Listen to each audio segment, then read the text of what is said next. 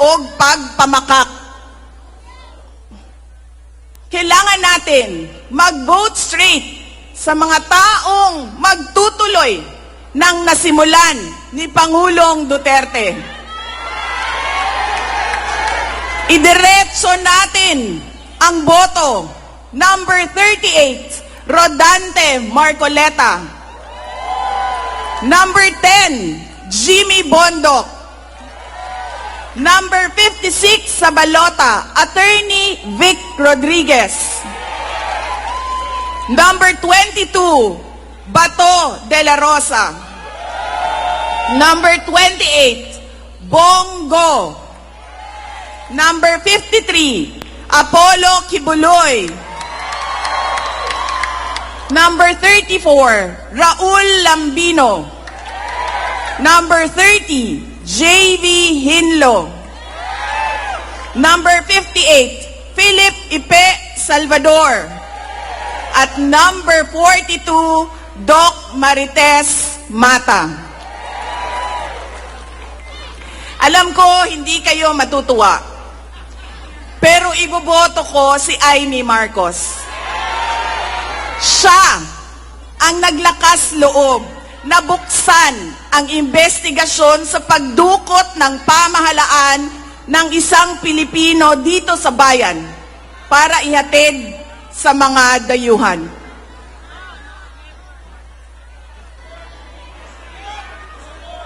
Iboboto ko rin si Camille Villar dahil sa kanyang karanasan bilang mambabatas sa House of Representatives na makakatulong sa isang tunay na pagbabago sa Senado. Ladies and gentlemen, the Vice President of the Republic of the Philippines, the Honorable Sara Duterte!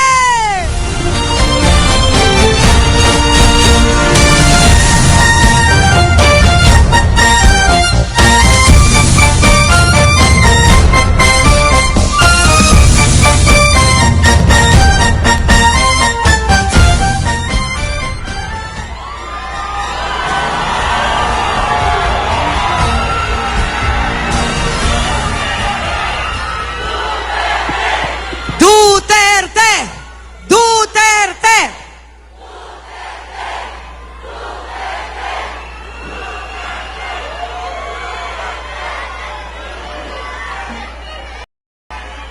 Mga kababayan, Assalamualaikum warahmatullahi wabarakatuh. Madayaw ug maayong gabi kaninyong tanan. Magandang gabi sa inyong lahat. Una na sa lahat, ialay natin ang pasasalamat sa Diyos para sa araw na ito.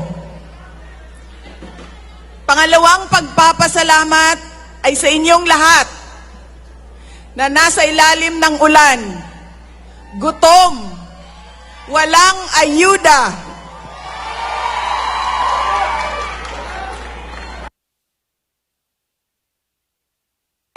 hindi pumasok sa trabaho.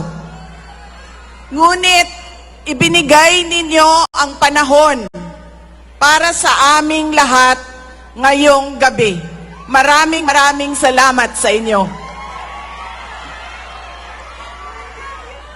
Ang susunod na pagpapasalamat ay sa PDP dahil binigyan nila ako ng pagkakataon sa rally nila ngayon. Maraming salamat sa inyo. Ang sunod na pagpapasalamat ay mula kay Pangulong Rodrigo Duterte.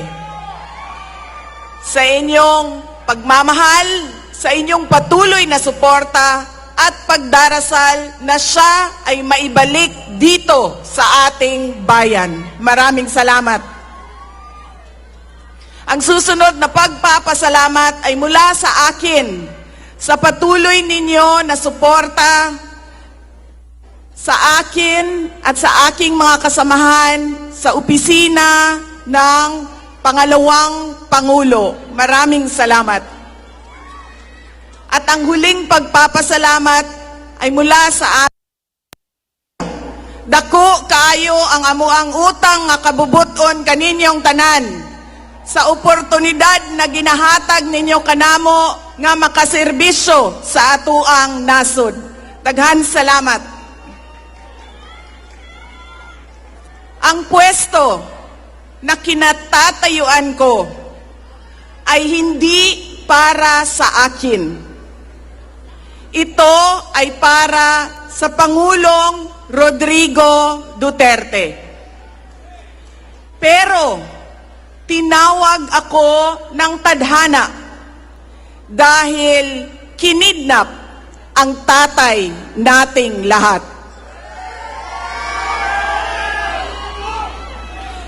Sa pagkakataong ito, nakatayo ako sa entablado at humaharap sa inyo, hindi bilang kandidato. Ako si Inday Sara, isang botanteng nagmamahal sa ating bayan at natatakot para sa ating kinabukasan. Mga kaigsuunan ko, iniibig ko ang Pilipinas. Iniibig ko kayong mga Pilipino.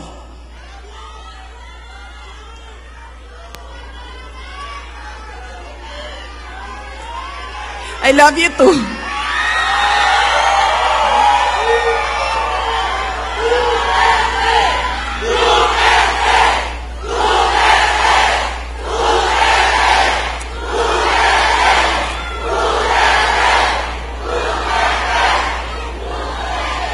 This election will decide the future of our country.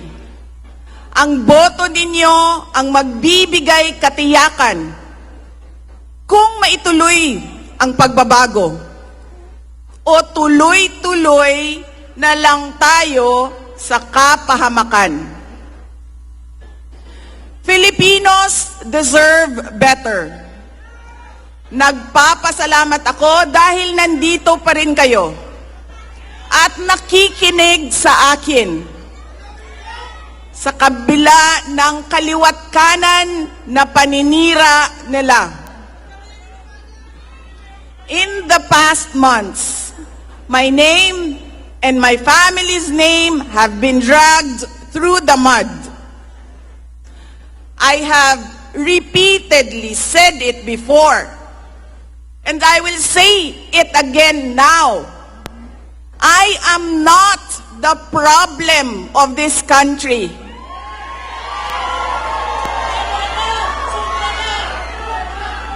Hindi ako ang problema ng Pilipinas. Hindi Duterte ang problema ng Pilipinas.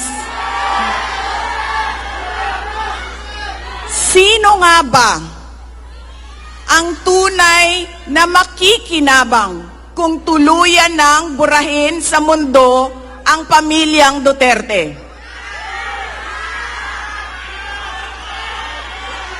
Hindi ang mga Pilipino. Lalo nang hindi makikinabang ang mga biktima sa krimen, mga walang trabaho, mga naghihirap, o maging ang mga nagugutom. What we are witnessing is a systematic demolition job against political opponents that once dared to put the country first, even if it meant going against the most powerful interests in our homeland. Sa kasamaang palad, iniluklok natin ang isang leader na walang kakayahang maintindihan ang tunay na kalagayan ng mga Pilipino. At higit sa lahat, hindi kayang magdesisyon para sa kapakanan ng sambayanan. pinagbabayaran natin ngayon ang pagpili ng maling leader. Nakikita natin ang lantaran at walang pakundangang paglabag sa ating saligang batas.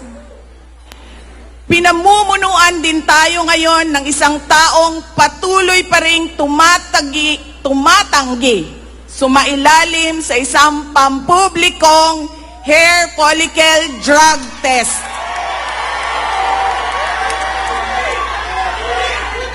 At nagsinungaling sa 20 pesos ang bigas. Ang masakit pa, nakuha nilang kidnapin ang dating Pangulo. At dali-dalian nilang itinapon sa ibang bansa upang litisin ng mga dayuhan. Ngunit, higit pa sa mga kabiguang ito ay isang mas malalim na pambabastos at panghiinsulto sa ating mga Pilipino. Iniinsulto nila tayo sa paggamit ng ayuda upang bilhin ang boto ng mga tao.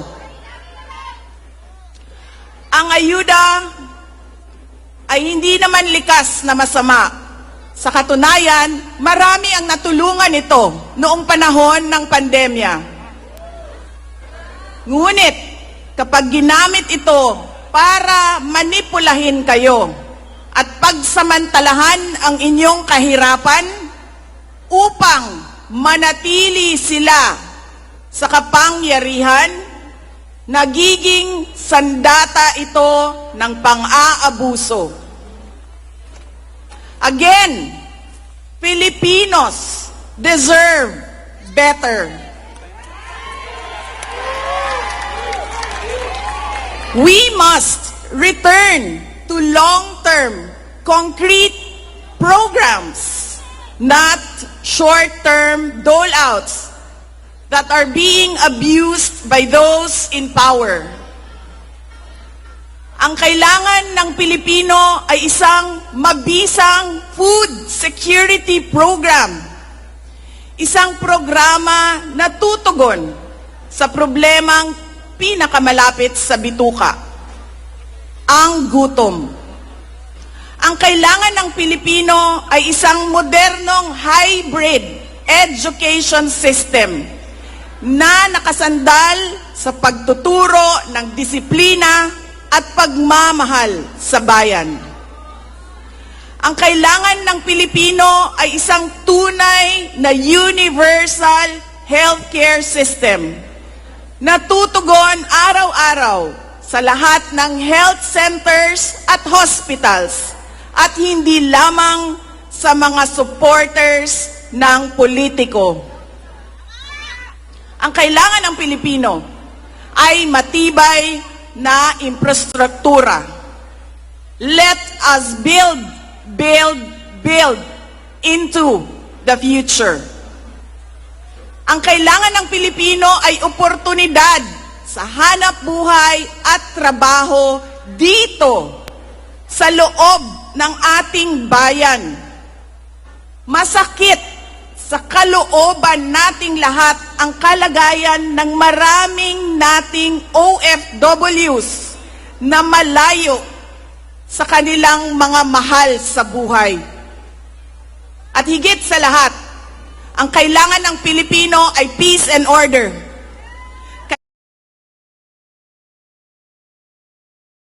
Kailangan nating ganap na puksain ang kriminalidad, iligal na droga, terorismo at insurgency sa pamamagitan ng makatotohanang non-partisan Philippine National Police, suportado ng ating sandatahang lakas.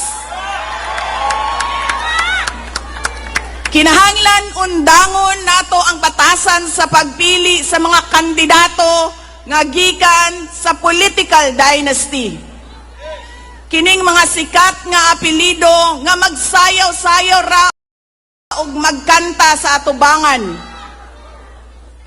igo ra magpakatok, undangon ang mga party list na gipanag-iya sa mga dato, undangon ang mali na pagpili sa atong mga opisyales, undangon ang budol o pagpamakak.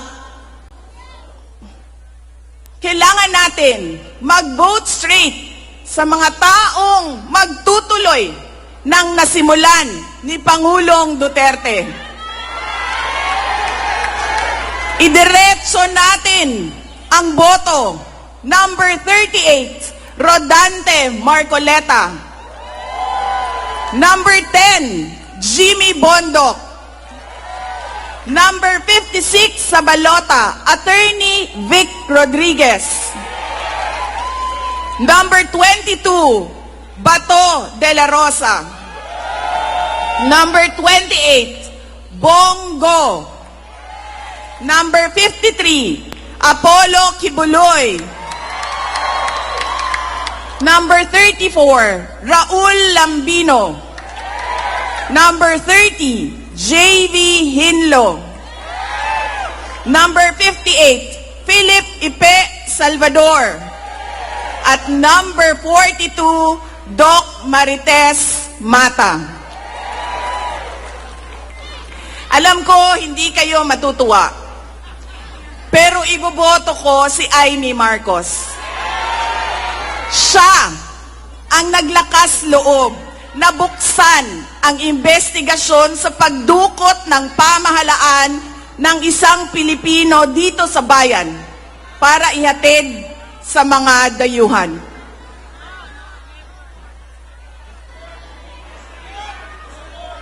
Iboboto ko rin si Camille Villar dahil sa kanyang karanasan bilang mambabatas sa House of Representatives na makakatulong sa isang tunay na pagbabago sa Senado. Hindi ako mapapagod na sabihin ito. We Filipinos deserve better. Tunay na kapayapaan at kaunlaran na hindi lamang para sa iilang politiko at mayayaman. Kaya sa May 12, kailangan natin maging mapagmatyag. May mga ulat at bulong-bulungan na may mga kumikilos na sa iba't ibang parte ng ating bansa. Mga babala na maaaring nagsisimula na ang malawakang dayaan sa halalan ng alyansa. Ang binuong alyansa ay isang mapanganib na pagsasanib puwersa ng isang administrasyong walang kakayahan, mga elitistang liberal, at mga tinaguriang makabayan na ang tunay na hangarin ay manatiling mahirap ang taong bayan. Isang alyansa na handang ibalik tayo sa kadiliman ng narco-politics, sa bangungot ng Typhoon Yolanda, kung saan ang mga Pilipino ay iniwan sa ulan, sa gutom, at sa kawalang malasakit. Ito ang alyansang muli nais nating alipinin gamit ang kahirapan, kasinungalingan at kapangyarihan. Sa May 12, bumoto tayo ng may buong dangal. Bumoto tayo ng may tapang. Let us show the world that no amounts of vote buying or cheating can suppress the fury burning in our hearts. Time and again, you have heard me say, God save the Philippines. Ngayong Lunes, bumoto tayo ng diretso. And let us all save the Philippines. Ako si Inday Sara Duterte, isang botante. Syukran. Itataas na po.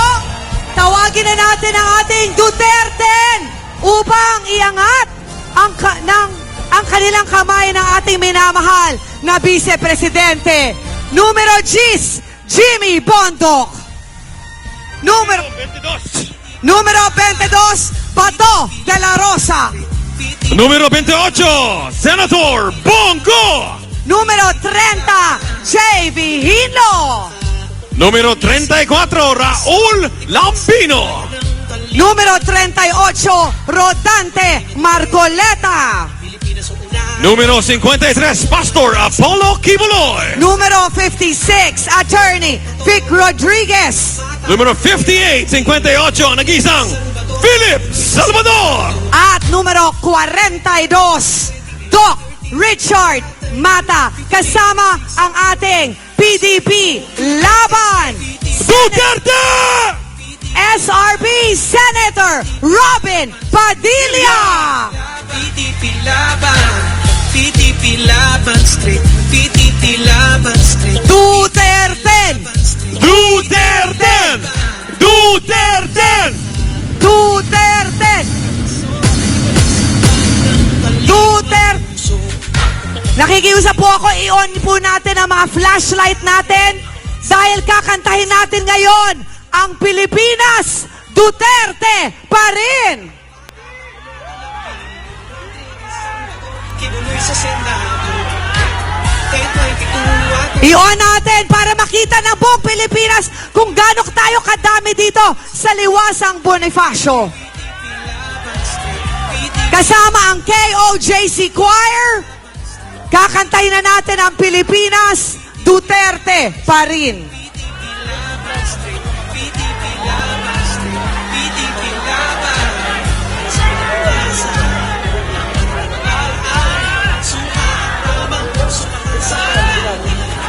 Duterte! Duterte! Duterte! Duterte! Duterte! Duterte! Duterte! PDP Laban Street, PDP Laban. Bumili ka na ng suka, linisin ng tanso, ibalik sa bayan ng Baliro.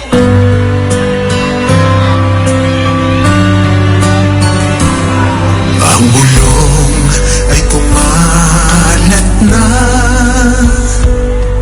Isa ang nais nila.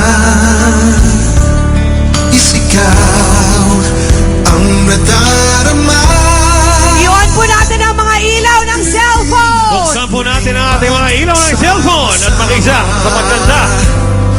Pilipinas, Duterte pa rin.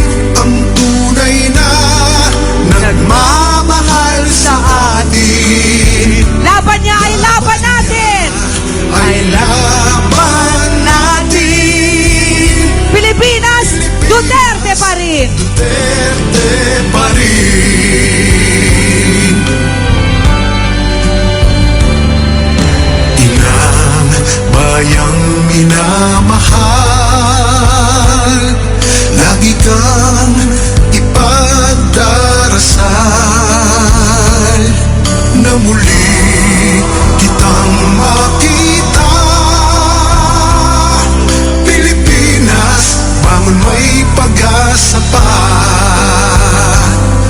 Pilipinas, Duterte pa rin. Duterte pa rin. Sabay-sabay tayo kumanta. Tunay na Nagmamahal sa atin. mahal sa atin. Laban niya ay laban natin. Laban niya ay laban. Pilipinas, Duterte pa rin. Pilipinas, Duterte pa rin. Pilipinas, Duterte pa rin. Ang tunay na Nagmamahal sa atin. laban niya ay laban natin. Laban niya ay Laban natin. Pilipinas, Duterte pa rin. Duterte pa rin. Pilipinas, Duterte pa rin. Duterte! Duterte!